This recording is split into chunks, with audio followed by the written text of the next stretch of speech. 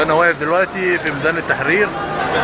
في دلوقتي مجمع اهو، مجمع من ميدان التحرير اهو هناك. في هنا زي ما انتم شايفين الورق في كل حته، والمظاهره هناك شغاله اهي، والمدرعات موجوده في كل مكان. هنا المدرعات زي ما انتم شايفين، الشوارع كلها مقفوله هناك اهي.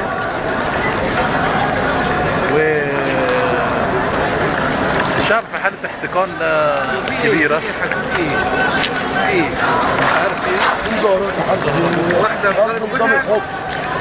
واحدة ضربت جوزها؟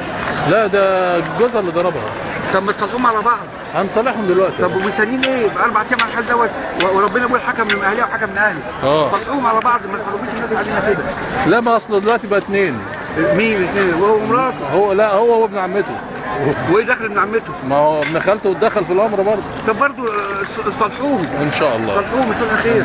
بصلح خير. وعاملين كمان على الفكره دي كمان عشان واحد ضرب. اصله امريكا جت هنا عشان تصالح الاثنين دول.